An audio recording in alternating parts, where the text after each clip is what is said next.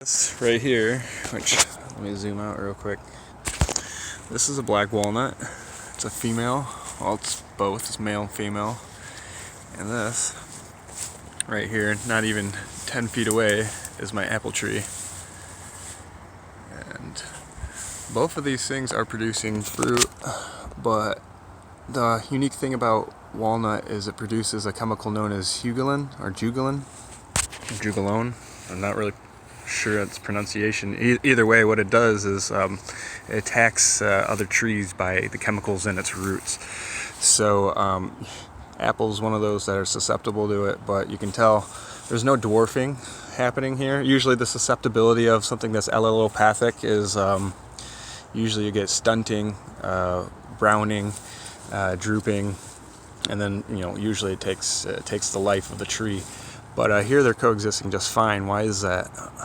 And I think mostly the reason for that is actually a couple different factors. One, juglan, I'll just call it that until otherwise corrected, is in higher concentrations when they are in orchards, or nut orchards, let's just call it that too. So they have a higher tendency of building up more juglan within the soil.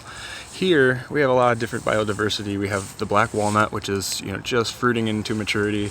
We have a box elder right behind it, like right next to it. We have an ornamental maple. We have mulberry. We have pawpaw right underneath that too. And there's just tons of layer. Nothing's being pruned here. Nothing's being chopped really. And if it's being chopped, it's being dropped right on it.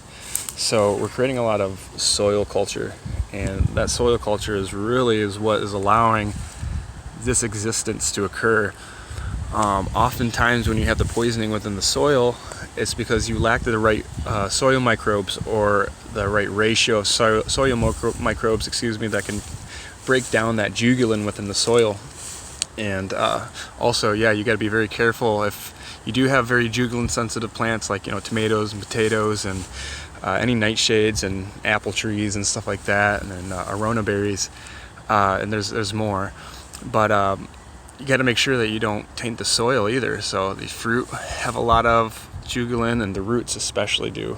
So again, this is kind of like a chemical warfare that this plant produces in order to compete with other trees that might be competing with the same type of nutrients within the soil. But here there's coexistence, and this coexistence is allowed because of the biodiversity that's also allowed within it.